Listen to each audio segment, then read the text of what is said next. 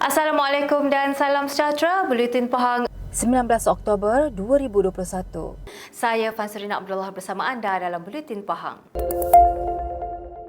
Kebawah Duli Yang Maha Mulia Pemangku Raja Pahang, Tengku Mahkota Tengku Hassan Al-Ibrahim Alamsyah Ibni Al-Sultan Abdullah Riayatuddin Al-Mustafa Billah Shah bertitah, rakyat perlu menerapkan nilai manhaj Rabbani dalam kehidupan seharian bagi melahirkan ummah berkualiti.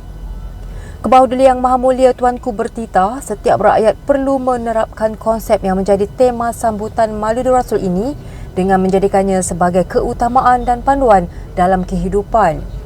Baginda bertitah, dalam segala amalan, perbuatan dan matlamat hidup, umat Islam mestilah meletakkan Allah Subhanahu Wa Taala sebagai keutamaan dan panduan. Baginda bertitah demikian ketika bercemar duli merasmikan Majlis Sambutan Maulid Rasul Peringkat Negeri Pahang Darul Makmur tahun 1443 Hijrah bersamaan 2021 Masihi di Kuantan hari ini.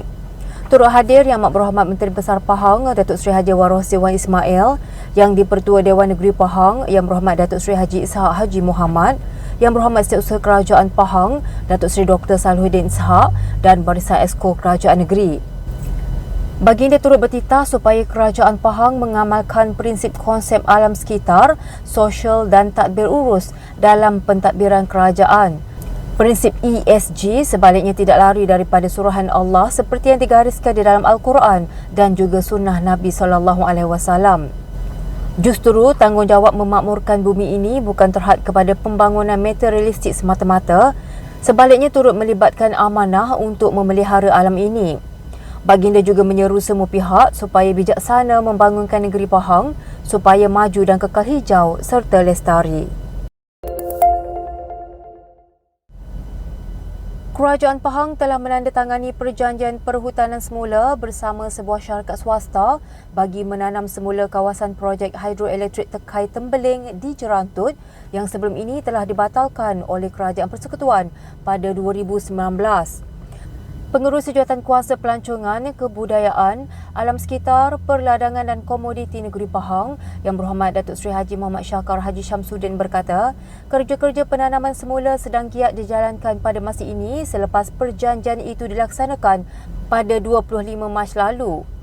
Jelas beliau lagi, kerja-kerja pembalakan untuk penyediaan projek ini telah dimulakan seawal tahun 2014 dan dilakukan secara berperingkat sehingga 2019 seluas 9,896.29 hektar bagi projek pembinaan empangan. Bagaimanapun katanya, pada 8 November 2019, Kerajaan Persekutuan telah membatalkan projek empangan hidroelektrik Tekai Tembeling sebelum pihak TNB turut mengeluarkan surat pemakluman pembatalan projek empangan hidroelektrik itu melalui surat pada 8 Januari 2020. Justru beliau ingin menegaskan bahawa pembatalan projek daripada Kerajaan Persekutuan itu adalah selepas 5 tahun kerja-kerja persediaan pembinaan empangan dijalankan. Sudah pasti kerja-kerja itu meninggalkan kesan seperti yang digambarkan, namun Kerajaan Negeri amat komited dalam pemeliharaan hutan yang mendapat kesan akibat pembatalan projek ini termasuk menandatangani perjanjian perhutanan semula ini.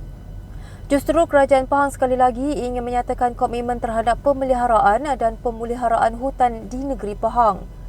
Kerajaan negeri mengucapkan ribuan terima kasih di atas keprihatinan pihak-pihak yang terlibat dalam memastikan kelestarian alam sekitar di negeri ini.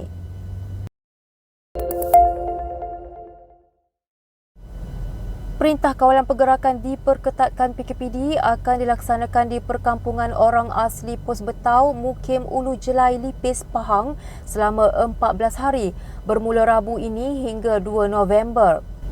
Ketua Pengarah Majlis Keselamatan Negara MKN, Datuk Rozi Mat Saad berkata, langkah itu susulan lebih 20 kes positif COVID-19 sudah direkodkan Jabatan Kesihatan Pahang sejak bulan lalu, dipercayai akibat penularan kluster komuniti Sungai Jelai. Beliau memaklumkan bahawa PKPD tersebut berlangsung selama 14 hari sehingga 2 November depan, manakala tiada lokaliti sedia ada yang akan dilanjutkan lagi sekatan perkenaan. Justru 2 lokaliti di 2 negeri bakal ditamatkan PKPD serentak esok seperti dijadualkan, antaranya Kampung Pasir Kelang, Mukim Batu Mengkebang, Jajahan Kuala Kerai, Kelantan. Lokaliti ini dikenakan PKPD sejak 6 Oktober, manakala satu lagi kawasan ialah ladang dan kilang sawit RMDC Sdn Bhd di Bukit Koman dalam Mukim Gali Daerah Raub di Pahang. Ia telah pun lama dilaksanakan PKPD sejak 23 September sebelum disambung lagi pada 6 Oktober lalu susulan kluster industri daripada pekerja bergejala pertengahan bulan lepas. Keadaan itu turut mengakibatkan penularan serius melibatkan kawasan perumahan sekitar yang melibatkan penduduk Taman Kemajuan, Taman Muhibah dan Taman Amalina Lestari.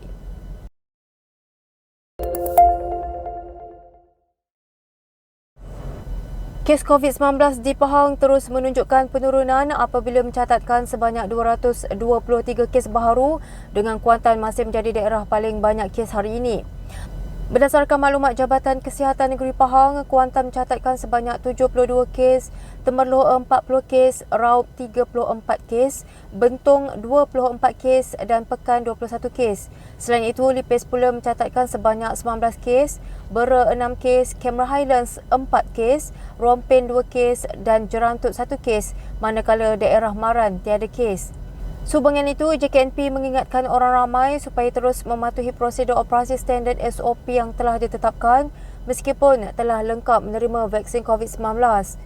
Sentiasalah mengamalkan kawalan kendiri dengan memakai pelitup muka secara betul, menjaga jarak fizikal 1 meter, kerap basuh tangan dengan sabun dan air atau gunakan cecair pembasmi kuman dan segeralah ke klinik kesihatan berhampiran sekiranya anda bergejala. Jika rakyat di negeri ini mengekalkan disiplin dan mematuhi SOP, pasti rantaian COVID-19 dapat diputuskan.